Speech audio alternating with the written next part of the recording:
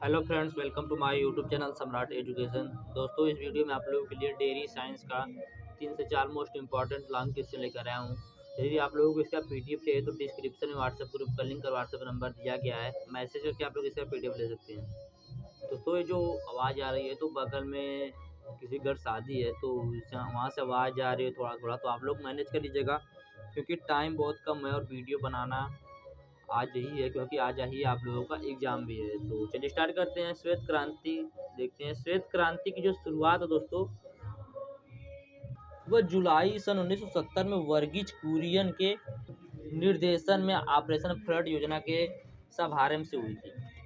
श्वेत क्रांति की शुरुआत कब हुई थी? सन 1970 में। किसके द्वारा? वर्गीज कुरियन के निर्देशन में ऑपरेशन फ्लड योजना के शुभारंभ से हुई थी। इसके अंतर्गत देश के 10 राज्यों में डेयरी विकास विकास कार्यक्रम शुरू किए गए थे। कितने डेयरी विकास कार्यक्रम दोस्तों?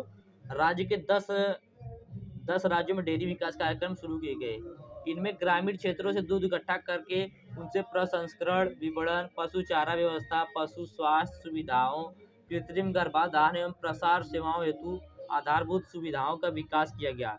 इसी के अंतर्गत मुंबई, दिल्ली, चेन्नई और कोलकाता में मदर डेयरियों की स्थापना की गई। तो दोस्तों, यदि आप लोगों को दे दिया कि श्वेत क्रांति पर टिप्पणी लिखे, तो आप क्या लिखेंगे कि श्वेत क्रांति की जो शुरुआत है सन 1970 में वर्गीज कुरियन के निर्देशन में हुई थी। इसके अंतर्गत देश के 10 राज्यों में राष्ट्रीय डेयरी विकास कार्यक्रम शुरू किए गए। इनमें ग्रामीण क्षेत्रों से दूध इकट्ठा करने, उसके प्रसंस्करण, विपणन, पशु चारा व्यवस्था, पशु स्वास्थ्य सुविधाओं, कृत्रिम गर्भाधान एवं प्रसार सेवाओं हेतु आधारभूत सुविधाओं का विकास किया गया। इसी के अंतर्गत मुंबई, दिल्ली, चेन्नई और कोलकाता में मदर डेयरियों की स्थापना की गई। तो दोस्तों, ये हो गया श्वेत क्रांति। आगे देखते हैं ऑपरेशन फ्लड योजना। ऑपरेशन फ्लड का था दोस्तों, इसकी शुरुआत जो है 1979 से 85 तक चली थी दोस्तों ऑपरेशन फ्लड योजना। इसके अंतर्गत 485.5 करोड़ रुपए के व्यय से देश के लगभग 1 करोड़ दूध उत्पादकों को आच्छादित करने का प्रयास किया गया। इसके अंतर्गत ग्राम, जनपद और राज्य स्तर पर एक त्रिस्तरीय सहकारी व्यवस्था अपनाई गई। कार्यक्रम को सफल बनाने के लिए तकनीक, निवेशों एवं प्रसंस्करण तथा विपणन की सुविधाओं को विकसित किया गया। साथ ही इस योजना के अंतर्गत दुधारू पशुओं के लिए समुचित मात्रा में चारे की आपूर्ति, आवश्यक चारागाहों की व्यवस्था, पशु रोगों पर नियंत्रण के लिए शोध कार्य, दूध की मात्रा बढ़ाने के उपाय, पशु चालकों को सुविधाएं प्रदान करने, पशु नस्ल सुधार के उपायों आदि की व्यवस्था की गई। इसमें 136 संलग्न दूध शेड क्षेत्रों में दूध उत्पादन संघों का समूह बनाया गया।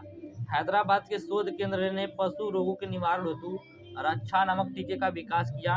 इस कार्यक्रम के तहत दुग्ध वितरण व्यवस्था 144 और नगरों में विकसित की गई। तो दोस्तों, ये हो गया कौन सा? ऑपरेशन फ्लड योजना। अब देखेंगे कि जो हमने श्वेत क्रांति देखी उसकी उपलब्धियां क्या क्या है। दोस्तों, आवाज बहुत तेज करके बजा रहे हैं वो लोग, तो मैं कुछ बोल नहीं सकता हूँ, आप लोग मैनेज कर लीजिएगा। श्वेत क्रांति के परिणाम स्वरूप भारत विश्व का सबसे बड़ा दुग्ध उत्पादक देश बन गया। तो अपना भारत जो देश है दुग्ध उत्पादन किसके परिणाम स्वरूप बना दोस्तों? श्वेत क्रांति के। अगला पॉइंट, 1970 में श्वेत क्रांति से पहले भारत में दूध का कुल उत्पादन केवल 22 मिलियन टन था, जो 2008-9 में 108.5 बिलियन टन हो गया। अर्थात इस अवधि में दूध के उत्पादन में लगभग 5 गुना वृद्धि हुई दोस्तों। अगला पॉइंट, प्रति व्यक्ति दूध की उपलब्धता 1970-71 में 112 ग्राम से बढ़कर 2008 में 258 ग्राम हो गई। अर्थात इस अवधि में प्रति व्यक्ति दूध को 2 गुना से भी अधिक हो गया। अगला पॉइंट, दूध उत्पादन बढ़ जाने से दूध तथा दूध पर उत्पादों का आयात लगभग नगण्य हो गया। दूध का उत्पादन बढ़ जाने से दूध तथा दूध उत्पादकों का जो आयात था वह लगभग नगण्य हो गया, मतलब खत्म हो गया। अगला पॉइंट, छोटे एवं सीमांत किसानों तथा भूमिहीन श्रमिकों को इससे विशेष लाभ हुआ। ऑपरेशन फ्लड के अंतर्गत उपलब्ध दूध का लगभग 2/3 भाग छोटे सीमांत तथा भूमिहीन किसानों से लिया जाता है। कितना दोस्तों? 2/3 भाग छोटे सीमांत तथा भूमिहीन किसानों से लिया जाता है। अगला पॉइंट, डेयरी उद्योग के संरचनात्मक ढांचे का विस्तार एवं आधुनिकीकरण किया गया। दूध उत्पादन के क्षेत्रीय एवं मौसमी असंतुलन को दूर करने के लिए मिल्क ग्रिड को स्थापित किया गया है और इसे सुचारू रूप से चलाया जा रहा है। अगला पॉइंट, ऑपरेशन फ्लड की सफलता को सुनिश्चित करने के लिए गुजरात के आनंद मेहसाना तथा पालनपुर में शोध केंद्र स्थापित किए गए। इसके अंतर्गत सिलीगुड़ी, जालंधर तथा ईरोड में क्षेत्रीय केंद्रों की स्थापना की गई। दोस्तों, ये आवाज आने से मेरा थोड़ा कंसंट्रेशन बिगड़ गया, तो आप लोग मैनेज करिएगा। अगला पॉइंट है, फरवरी 2006 से पशुधन बीमा योजना शुरू की गई, जिसके अंतर्गत पशुओं की आकस्मिक मृत्यु होने पर किसानों की क्षतिपूर्ति की जाती थी, मतलब किसानों को उसका नुकसान जो होता था दिया जाता था। आगे देखते हैं, गाय और भैंस के दूध का औसत संगठन कितना होता है दोस्तों। तो संपूर्ण दूध स्वस्थ पशु से प्राप्त किया गया दूध जिसके संगठन में ठोस परिवर्तन न किया गया हो, पूर्ण दूध कहलाता है। इस प्रकार के दूध को गाय, बकरी, भैंस की दूध कहलाती है। पूर्ण दूध में वसा तथा वसा विहीन ठोस की न्यूनतम मात्रा गाय में 3.5% तथा 8.5% और भैंस में 6 से 9% क्रमशः रखी गई। कितनी दोस्तों, गाय में कितनी है, कितनी दोस्तों न्यूनतम मात्रा ठोस की, 3.5 से 8.5% और भैंस में 6 से 9% रखी गई है। तो दोस्तों मैं आप लोगों को लेक्चर के माध्यम से क्वेश्चन बताने वाला हूँ, तो मैं आप लोगों को बता देता हूँ दोस्तों, बहुत इंपॉर्टेंट है, प्रशीतन एग्जाम में बार बार पूछता है और आप लोग अपने से भी पढ़ लीजिएगा। तो प्रशीतन जो होती है, प्रशीतन का अर्थ होता है दोस्तों किसी पदार्थ में से ताप निकालना और उस पदार्थ का तापमान वातावरण के तापमान से कम कर देना। जैसे वातावरण का तापमान 25, इस समय मान लीजिए दोस्तों 15 डिग्री सेल्सियस है, तो आप उसे 8 डिग्री सेल्सियस पे कर देंगे, तो दोस्तों वही कहलाएगा प्रशीतन। प्रशीतन मतलब ठंडा करना। प्रशीतन की दो विधियां होती हैं, एक होती है कृत्रिम विधि और एक होती है प्राकृतिक विधि।